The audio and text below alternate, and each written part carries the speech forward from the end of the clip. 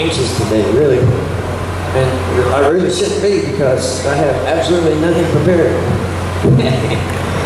And that seems weird. Sometimes you want to be as prepared as possible, but Jesus said, take no thought for what you should say. That's what he said. He said, take no thought for what you should say or how you should answer them. He said, but the Holy Spirit will give you utterances as you need them. Yes, in the time that you need them. So, I believe that because in the beginning when this church began growing, this church, man, these spiritual stones, the disciples didn't have a Bible. You know what I'm saying? They didn't have a Bible. They didn't have scriptures. They didn't have the Gospels. They didn't have Paul's letters. They didn't have none of those things.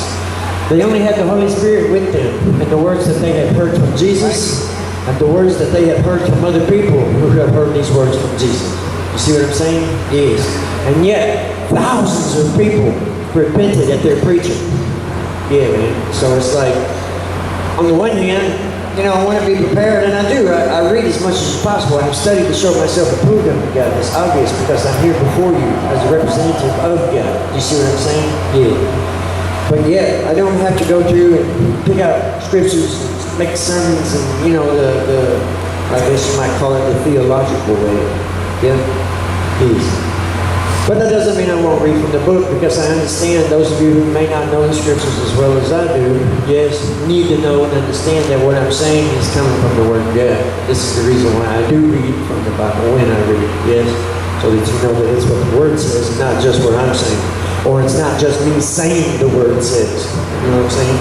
Yeah, be careful of that, brothers. All right. Anybody got any prayer requests this morning, man? Yeah, let's get that in. There's a bunch of us today. I just learned yesterday that a family friend of 10 plus years had passed away. On the 2nd, he was visiting family in Florida and he was driving on the highway, felt some pain in his chest and pulled over and had a heart attack.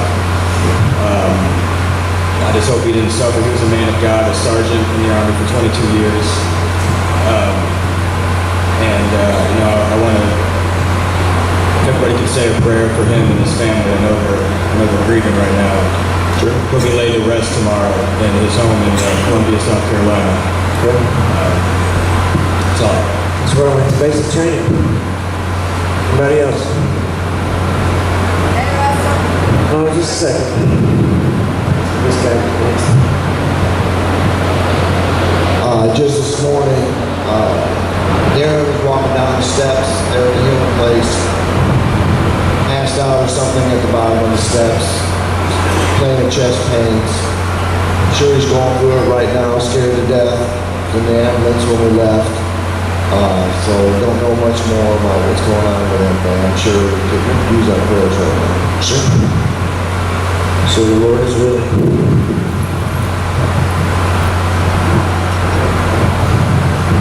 I just want to request a prayer for my girlfriend Tina. She's still battling for her life, but she's on some treatment now for some infections that are working wonderfully, and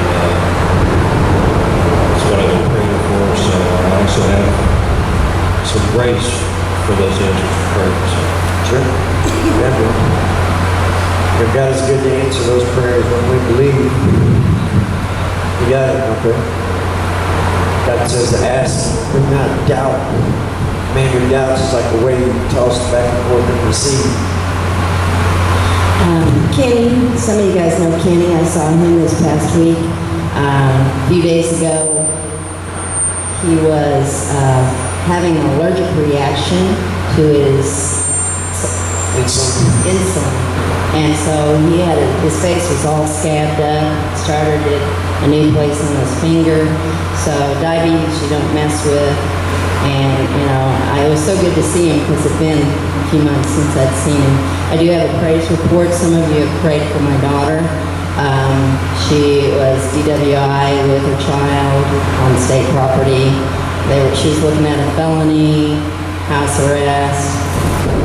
God was gracious. How many of you know that we deserve a lot of things, but God overlooks some things, sometimes in His mercy. Sometimes we suffer the consequences, but the felony was dropped. no house arrest. She has a new job. She is on probation for the next probably about 6 months. So for those of you who prayed for her, thank you. Man, God uses things to keep us in check sometimes, brother. You know, things that scare us, make us look at Him again. Yeah, we get to looking at Him and we get to turning from Him. You know, we start seeing other things, cares of this world. Sometimes He has to check us. Yeah, keep our eyes on Him. Anybody else? Yeah? All right, guys. Let's go Lord in prayer. Lord, we come before you with these prayer requests in our hearts and minds. Father, you have heard them, Lord, and we ask and pray that you touch them, Father. If it be your will, Lord, to touch them and to bring peace, Father, to bring comfort, to bring healing, Lord, and to bring strength, Father, on each and every one of these folks, Lord, that we have prayed for, that is going through, that is suffering, that is grieving, Lord.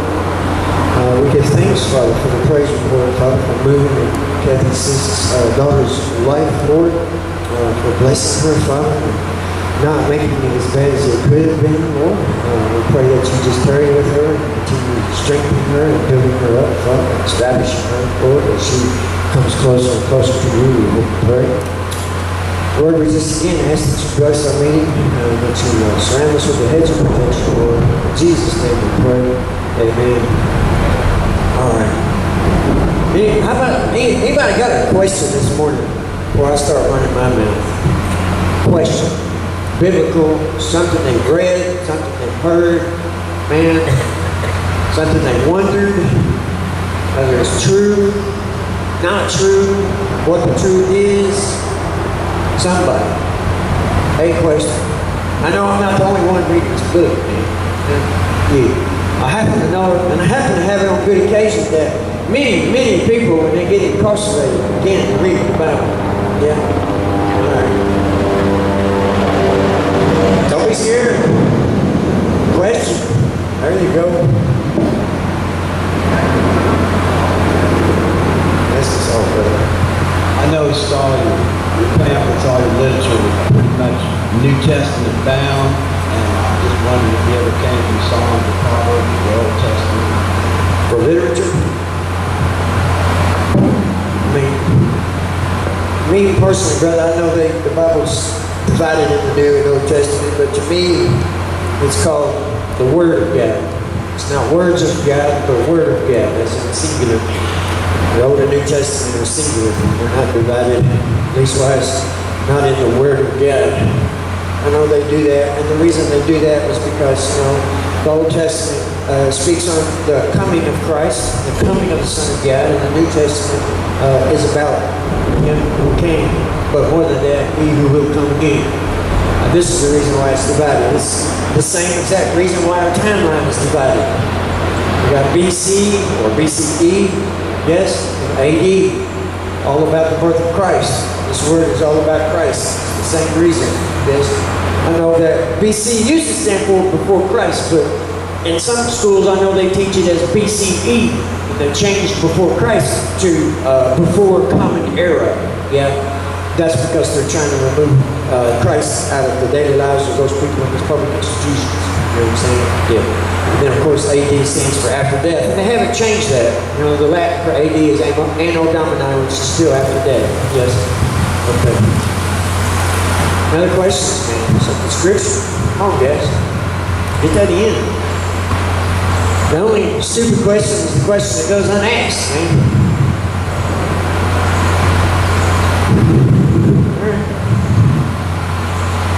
You guys must be scholars.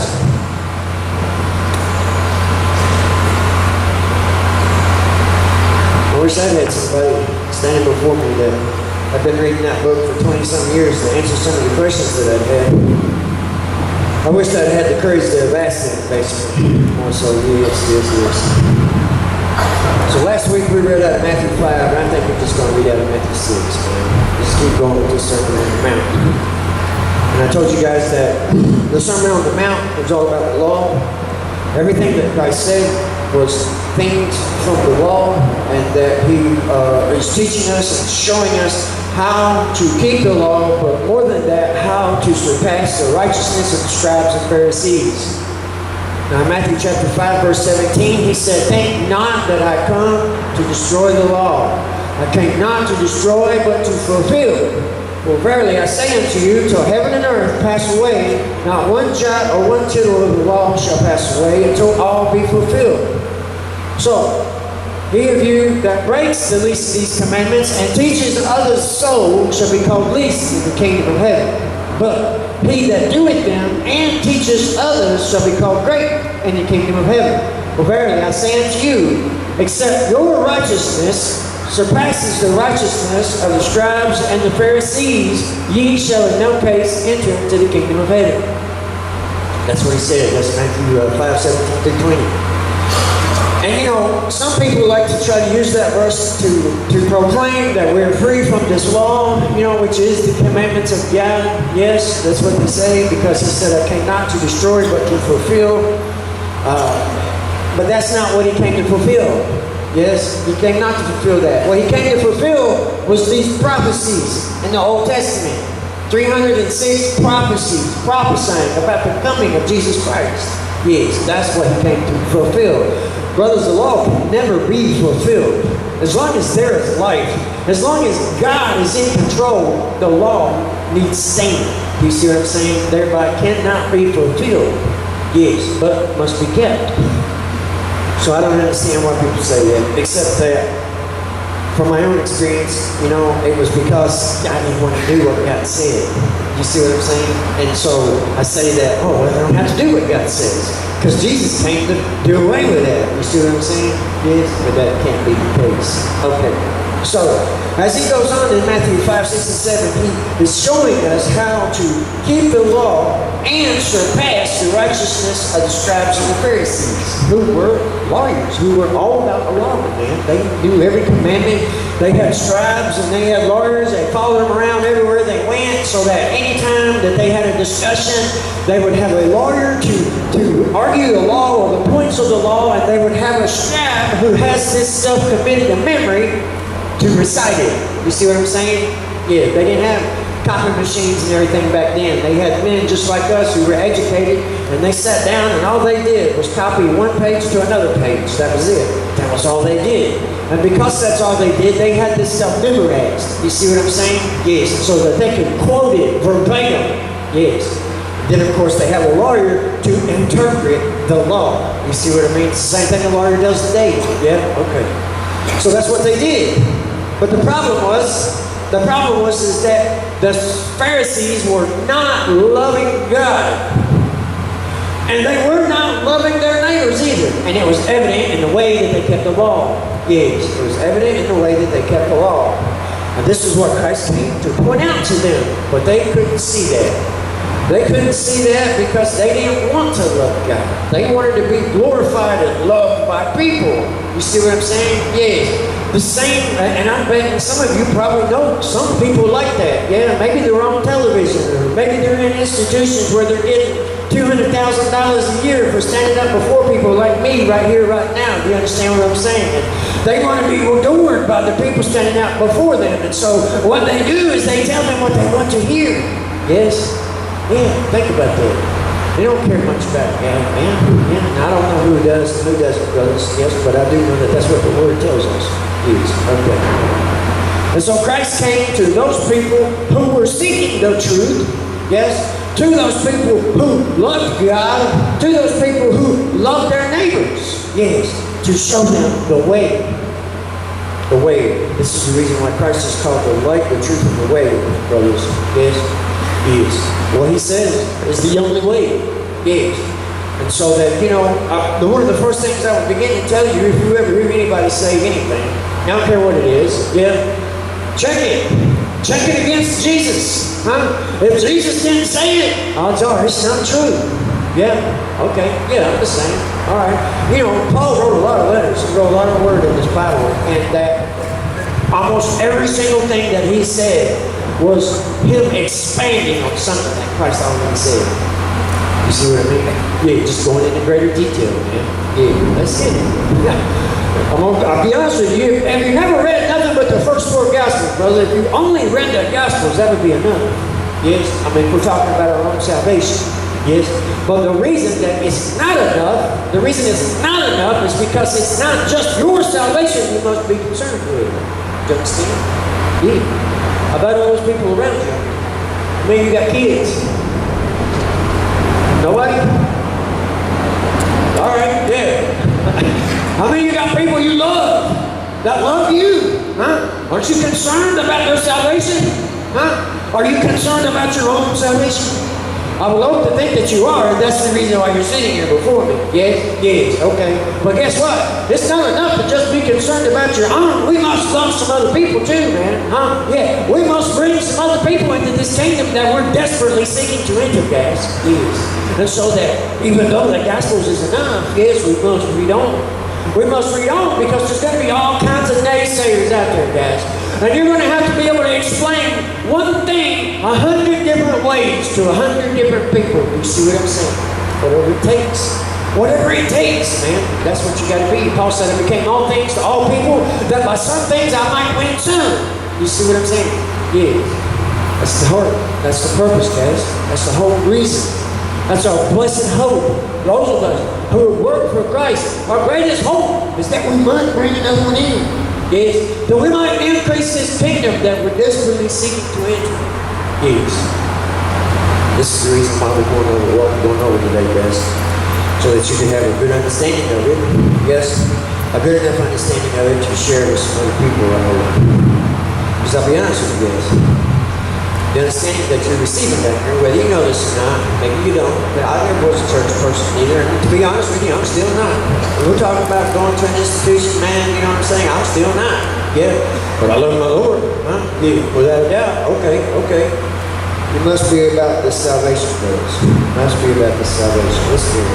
This is Matthew chapter 6, verse 1. Take heed that ye do not your alms before men, to be seen of them. Otherwise ye have no reward of your Father which is in heaven. Therefore, when thou doest thine alms, do not sound the trumpet before thee, as the hypocrites do in the synagogues and in the streets, that they may have glory of men. Verily I say unto you, they have their reward. But when thou doest alms, let not thy left hand know what thy right hand doeth, that thine alms may be in secret, and thy Father, which seeth in secret, shall reward thee. And you know, that hits home to me really hard right now, sister. Especially with this modern invention of social media and stuff, you know what I mean? Yeah, any of you guys been on Facebook? Everybody's taking pictures of themselves, pictures of every bite of food they put in their mouth, and every place they go, and everything that they do, you know what I'm saying? Yeah, okay, all right. Christ is telling us to take that thing that we're doing that's good and do it in secret. Yes, as secret as possible at the very least. You know, we do a lot of things here, and it's really hard to kind of do that in secret, isn't it? You know, for nobody else to know. Okay, but notice he said, to be seen of men. Yes, that's the key right there. That's the key, guys. We don't go out and do good deeds and do good things to be seen of other people, so that other people would think good of us. You see what I'm saying? Matter of fact, we don't care what other people think about it. We don't know the truth about it. But at the same time, we do. Can you understand that contradiction? On the one hand, I don't care about what people think of me. You see what I'm saying? I don't care what people think about what I do. But on the other hand, I must. Yes, I must care. Now, I grown up not having any problems with anybody knowing anything that I done. Right? I did what I wanted to do, and nobody was going to stop me, and I didn't care what anybody thought about it. Yeah, okay. But today is a little different. I'm still going to do what I want to do and not care what other people think, because now I'm doing something different. Now I'm doing what God says to do. And I be a pleaser of God, not of men. You see what I'm saying? Yes, and because of that, I will not care what other people think about what I do, so long as what I do is what God tells me to do. Yes. But at the same time, I must also care about what other people think of me and what I do. Why? Because I'm an ambassador. I'm a representative. I'm God's mouth. I'm His hands and I'm His feet standing here before you. Yes. And if I do something other than what God tells me to do, yeah, because, we're still people too, right? Yeah. If I do something other than what God tells me to do, then I must be careful. Because I don't want that thing to come in between me and those in front of me, as my ambassadorship or my representation will suffer. You understand what I'm saying? There's lots of things that you can do out here that there's no commandment to govern, that there's no word to govern, yes? But you must be careful about what other people are going to think about this. Yes, because why? Because your job is to go among all nations, teaching the gospel, baptizing in the name of the Father, the Son, and the Holy Spirit, teaching them to observe all things whatsoever I have commanded you. That's why you're either for the Lord or you ain't. There's no in between, guys. There was a man once in my life. He told me, Russell, you talk about the Bible too much. Everything you say can't be scripture. You gotta have a balance with the world. I thought about that. I wanted to have friends. Yeah, I wanted to be liked, I wanted to be invited over to people's houses and eat dinners and parties and, I wanted to have a social life. But then I got to thinking about that. The word says to be friends with the world is to be an enemy of God. You understand what I'm saying? Yes. And for you to have a balance with the world means that you're trying to be friends with the world. No, brothers. No. I'd rather suffer a lonely man today who loves Jesus Christ, than have a little bit of notoriety and not make it to this world I'm trying to get to. You understand what I'm saying? Yes. So even in your personal life, brothers, those things that you might like to do, that God is not telling you not to do, yes, or telling you to do, yes, there are things like that, okay, yeah. You must be careful and what other people think about it. Because it will affect how they trust you, how they listen to the words coming out of your mouth. Yes. And I'm not just talking about the gospel here, guys. How much are you learning up here at this program? There's some good stuff, ain't you? I mean, real talk. Yeah, okay. Wouldn't it be nice to share some of this good stuff with other people who are out there suffering, that don't have the heart to go to the program? Or the means to go to the program? Yeah, okay. Are they going to listen to you if they see something about you that's just not right? Think about that. I'm just saying. You want to help people or not? All right, but the gospel's got to be number one, guys. Yes, always and everything. The gospel has to be number one. All right. So be careful, brothers. Don't be out doing your good and be seen of other people, for other people to think that you're a good person, because that's going to be the reward that you have. It's going to be other people thinking you're a good person, and that's it. That's all you're going to have. And on the day of judgment, when eternity comes, guess what? You're going to be somewhere else. Probably with those people who thought you were a good person. Yeah, okay. All right. Do your good, brothers, for the purposes and for the sake of God, God's glory, and for the building up of this kingdom that we're in. Yes, this is the reason why you do your good.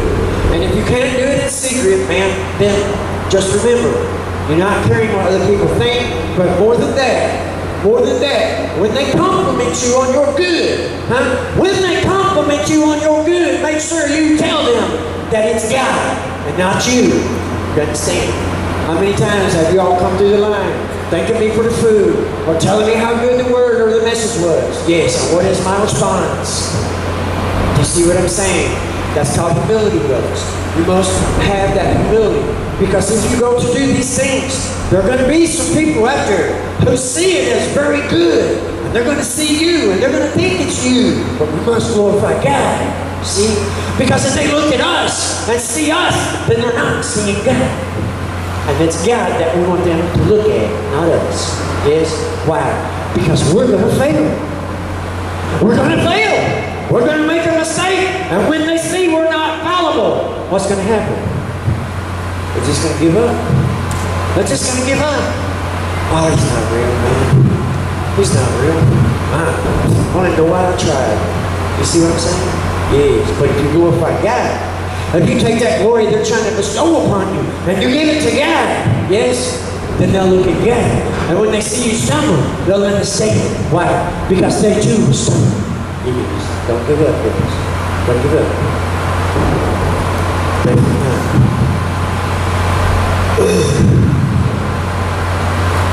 Prayer. And when thou prayest, be not as the hypocrites, for they love to pray, standing in the synagogues and in the corners of the streets, that they may be seen of men. Verily I say unto you, they have their reward. But when thou prayest, enter into thy closet, and when thou hast shut thy door, pray to thy Father which is in secret, and thy Father which seeth in secret shall reward thee openly. But when ye pray, use not vain repetitions as the heathen do, for they think that they shall be heard for their much speaking. Everybody know the Lord's Prayer? Yes? Okay. It's the same thing. For the same reasons. Yes? In the law, people would go up and down the streets, just like Jesus said. They have people in front of them with trumpets making all kinds of noise to get the attention of everybody around, man. Yeah. And then everybody around would see them giving out coins to the poor people on the street. Or they'd see them standing there pretending to pray to God, you know, out loud like and stuff. Repeating the same prayer over and over and over because it wasn't real to start with. You see what I'm saying? Yes. Okay. And they were doing that to be seen of people. I've been into some houses like that. Yep, same person goes down to the altar every week, says the same thing. You know, I ain't hating on it, who knows? I can't judge such things, but it is the same example. Yes. When you pray, brothers, talk to God just exactly like you would talk to anybody else. Have a little reverence. Yeah, have a little reverence. A little respect for the Creator. Yeah, okay. Don't forget to glorify Him just a little bit. Yeah, He's worthy. Okay, yeah, He made everything. But talk to Him, man, just like you would anybody else. Why? Did He not make you in His image? Are you not like Him? Would you not talk to Him like you would any other person? Think about it. I had a baptized guy here last week. Yeah. He had a prayer in his heart, in his mind. And he went to God after his baptism and he talked to God just like you would talk to me or anybody else. Yes. And I'll be honest with you, that was the realest prayer I've heard in a long, long time. Long time. And everything that he said to God was not good. He had a lot of questions in his heart. Well, why certain things was happening. Yeah, okay. Well, brothers, for any of you that have read the book of Job, you know that everything that Job said to God during his suffering was not all roses and peaches. You understand what I'm saying? Yes. When you talk to God, brothers, talk to Him just like you do anybody else. Don't be afraid to let Him know how you feel. Don't be afraid to let Him know what's going on with you, man. Yeah. He's your friend. If you're not against Him, then He's your friend. Your best friend. And truth be told, your only friend, brothers. Yeah. He's the only one that won't quit Him. He's the only one that loves you. He's the only one whose love never ends. And His love is the only love that's perfect. Yes. He will not fail you, though we may fail Him. Yes, He will not fail you. He is your friend, guys. For the same reasons as you're giving, as your good deeds, guys, you know, don't be doing these things just to be seen of men, because if you do, then there's going to be your reward. You'll be seen of men. They might come pat you on the back and tell you good job, oh, you're a good dude, or some such thing, and if that's all you want out of life, then it's yours.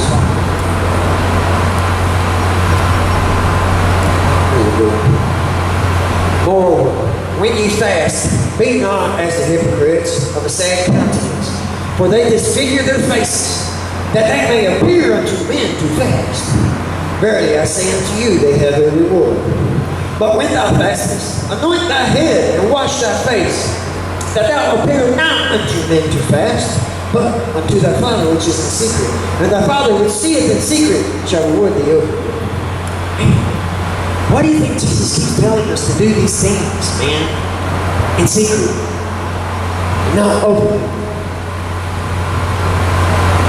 You know, most people don't even fast anymore. You see the average population in America today? Yeah, there's no fasting back then. Okay. But then these days, brothers, people fasted often. They fasted regularly, you know? Yes. Pray and fast. And the purpose of fasting, for those of you who may not know, the purpose of fasting is disciplining your body. It's bringing your body into subjection. Your body desires, needs food. You see what I'm saying? It has to have sustenance. Yes. And so it's a natural instinct of the body to eat. Hunger is a natural response. Yes. And for you to deny your body is to train your body. You know, this is probably the reason why some of us can't deny ourselves substances. It's the same thing, is it not? It's the same thing. It's the exact same thing. Our body desires food, and it's pleasurable to the body to have a full stomach, isn't it? And y'all been really hungry? I mean, really hungry, man. Yeah, and you grab a bite to eat. Feels good, huh? Yeah, it feels good. It's pleasurable. Pleasurable. It's exactly right. So is drugs. And so is using the bathroom. Isn't it? In psychology, they call that the pressure principle. Huh? Yes, that's exactly right. That's exactly right. Jesus is talking about fasting. And this fasting is a way to deny the body, brothers. Huh? It's a way to train your flesh to bring it into subjection. Wow. Why must we rein this body in and bring it into subjection? Because we are the ones with power over it. But more than that, brothers, more than that, for those of you that were here and heard this, there's a crown being laid up for us, isn't there? That's exactly right. Why would God be laying up a crown for us who will bring our bodies into subjection? Think about that. How many of you are able to lay the judge down? Yeah. All right. It's the hardest thing you've ever had to try, isn't it? Isn't it? Yeah. There's a reason, brothers. It's because the love for something other than yourself that it takes to be able to do this has to be great. It has to be great. It has to be greater than your love for anything else. Man, yes. And if your love is for God, then you will be able to do these things. You will be able to do these things, brothers. If you love Him enough, if your love is true, you will be able to do these things. There's no other power in this world greater than love, brothers. And I bet some of you probably understand this. Some of you probably know this. Yes. Fasting is a way to train your body to do that, to be that. I want to, since I'm talking about this fasting and substances, I want to say something about this, about us. I want to try to show you guys how strong and powerful that we are. We, those of us who are here right now today, yes. I want you to look back at your lives, and I want you to think about all the things that you gave up. All the people you turned your back on. All the things in this world that you gave up, man, huh? All the love and care that you turned your back on for that one thing. That one substance. All the shame and guilt that you endured doing the things that you did. Robbing people, ripping the stores off, ripping other people off, man. Huh? Going in your parents and stealing from them and every other person that you knew. I want you to think about that. For the sake of one thing. One substance. You did all of this for the sake of one substance.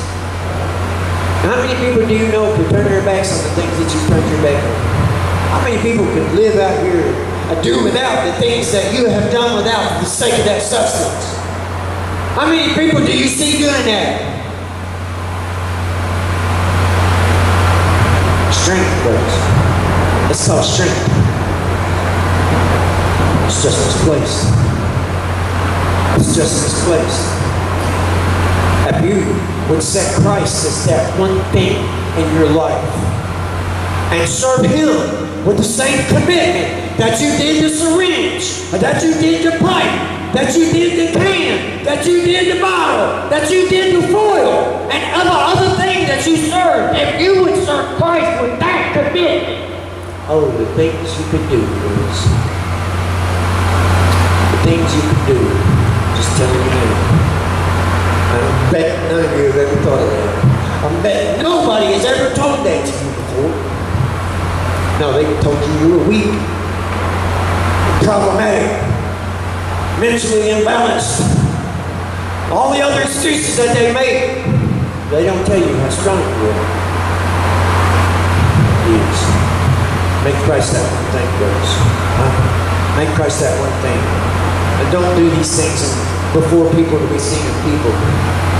Do it because you've made Christ that one thing, and it's what Christ tells you to do. That's what I'm telling you. You'll have fruit, brothers. You'll have fruit. Whether it be your marriages, whether it be raising your children, whether it be your ministries. Every one of you know you have a ministry, right? Yes, I've told you this before. And if I haven't, you do, I'm telling you today, you got a ministry.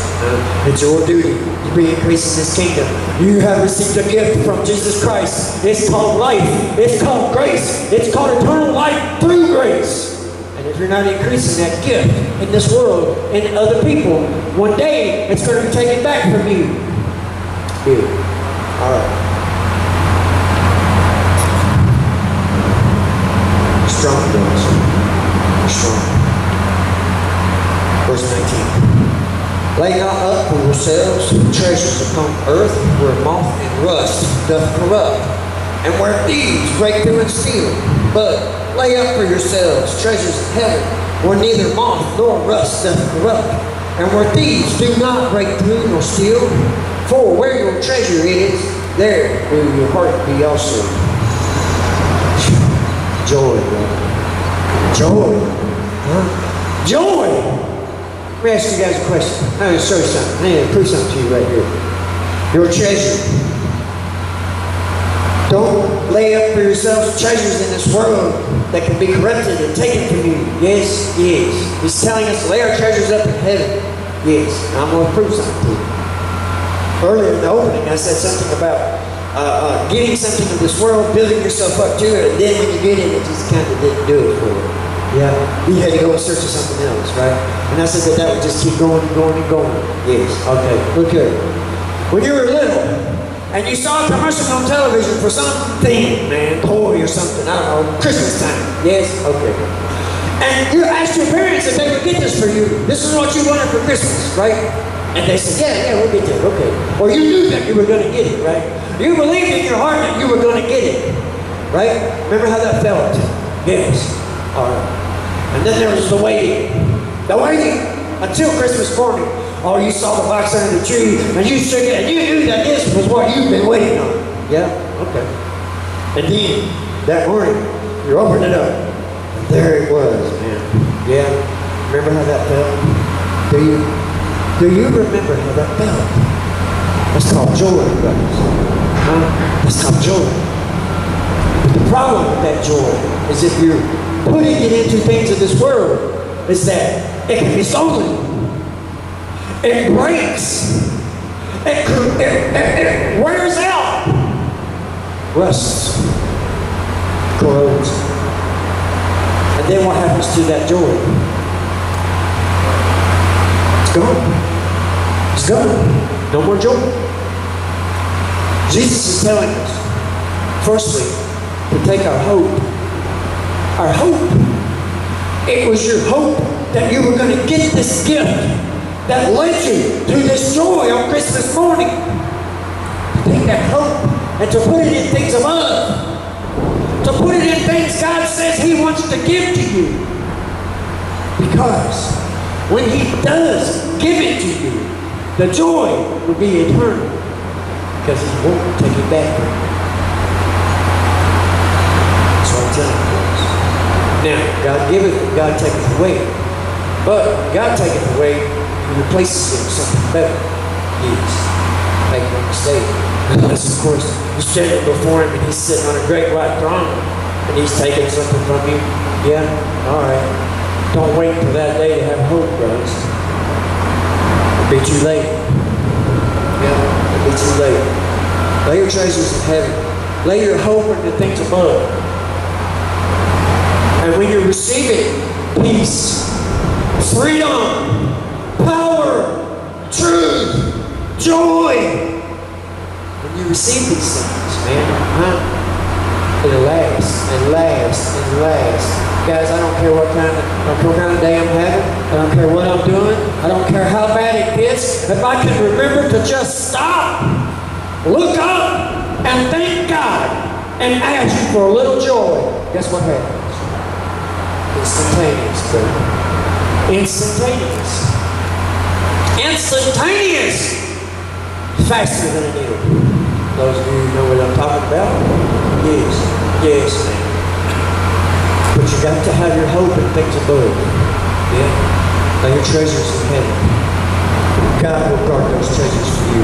And there's no thief in all of creation that can break into God's house and steal these things that He's guarding for you. Your salvation. Yes. There's no doubt about it. I say these things to you, not because I think this is what you should do. I say these things to you because it's something that I practice and know the truth of it. Yes. I still tell myself about many things in this world. Obviously, it's going to happen. But my hope, my joy is placed in those things above. And it's because of that I can endure each and every day, no matter what happens, and not give up when it don't work out the way that I want it to. You understand? And that's what it's all about. Day in, day out, brothers.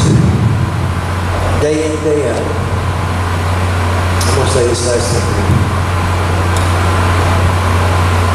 The light of the body is the eye, verse 22.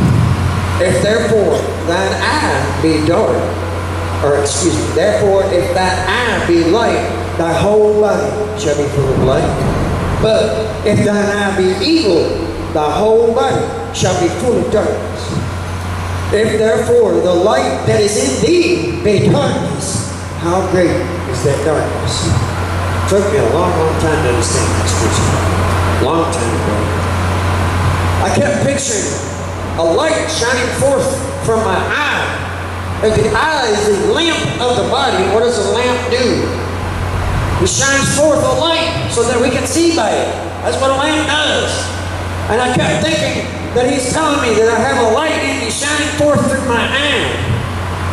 Okay, but all right, Jesus, I can feel that. But what about the rest of that? If that eye be dark and the body be dark because the eye is dark. I thought, wait a minute now, something's not right. But then I realized Jesus wasn't talking about a light shining forth from my eye. No, He was talking about a light shining forth through my eye. You understand what I'm saying? Yes. He's not talking about the light of day, brothers. Let me go ahead and break this down to you so you understand. If within you is dark, if you don't have the light, if you don't have Christ, man, yes, then all you're seeking is more darkness. Not seeking the light. Why should you be looking for the light? When we was out trying to hunt drugs, we weren't looking for a church to go and pray at, were we? No. We were looking for the dope man to spend our money with. Or we were looking for somebody to rob. Or we were looking for a store to go and shoplift at. Yes. No light in those things. Yes. But if thine eye be light, then inside of you there is light. If Jesus Christ resides within you, who is this light, brothers, then you will seek to see this light. You understand what I'm saying? You will seek to see the light. God tells us that our good works are a light unto the world. Yes, for other people to see and to be led by. That's right. If that light resides within you, then what you are seeking is the light. And what you will be looking for will be the light. And when you find the light, it will shine forth within you. Do you understand what I'm saying? But if within you be darkness, if you're not seeking the light, the light does not reside within you. And therefore your words will also be of the darkness. Yes. It took me a long time to figure that out, man. Even though some people profess to have Christ, they're still looking for the darkness. They're still watching pornography on television. They're still allowing filth to enter into their ears. You see what I'm saying? Even though they say they have Christ. Yes. They're still acting like people of this world. Man. Yes. But,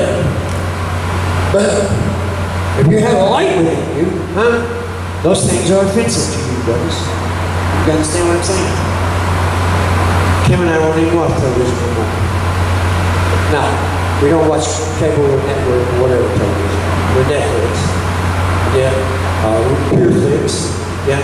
Okay. You got a little more control over what you see and hear. You know what I'm saying? Even the commercials on television nowadays are filth. Yeah. There's not a television series or shows or even the TV-14 is all full of nudity, language anymore, man. Yeah. That's right. Brothers, if your eye is a lamp, and there's a light shining within it, you better guard it, because a lamp can be broken. You understand what I'm saying? A lamp can be broken, and you need to guard it. And if you're filling your head and your heart with that kind of filth, your lamp will be broken. You understand what I'm saying? Yes. You gotta guard it, brothers. You must guard it. Look for the best in people. You understand? Don't seek to see the negative. Don't seek to see the bad in people. Don't believe the worst about people. You must seek the best in people. You must look for the best in people. Because this is what love is. This is what love does. And love is the light. Yes. Yes. It's so easy to get caught up in it. It is, brothers. It's so easy. It's so easy to get caught up in it. And then to just begin seeing that in every person that we meet and dwelling on that. But when the light resides within you, you don't seek the negative. You don't seek the negative. You seek the good. And that's what you expand on. You don't expand on the negative. You expand on the good. Why? Condemnation never built anyone up, did it? Which one of you gets built up when somebody points their finger at you and tells you all you're bad? Or which of you feel good when somebody says, man, you know what, I don't care what anybody says about what you've done, man, but you know what? You're all right, yeah. Coming down here, you help me serve gravy, I mean, just whatever, man. How does that feel? We're all wrong. You understand? There ain't none of us sitting here this way. I don't need to be told all my wrong to know that I'm wrong. I'm wrong. Even standing here now, I'm wrong. Yes. There's none righteous, no, not one. There is none that doeth good, no, not one. I already know these things. Condemnation doesn't build anybody up, brothers, and it doesn't exhort anyone. And if the light does not reside within you, then you're only seeking the darkness, and that's all you're going to see in anybody. And guess what? You're not going to have any fruit. And you must have some fruit. Yes, you must. Whether you know it or not, or whether you put it together or not, these things that I have said to you today, these things that I have said to you today will make you better disciples. These things will make you a more fruitful people of Christ. Yes. If you heed them. If you heed them. You might check out 1 Corinthians chapter 13, yes. And learn a little bit about why we need the light residing within us. Yes. And why we need to see the light in others, in other things, in everything. Yes. And not seek the darkness in anything. Yes. Yes. All right, guys. That's all I got today. I don't know. It's been a mixed week for me. On one hand, there's been some negative things, but on the other hand, there's been some positive things. You know. But me, I want to focus on the positive. You know.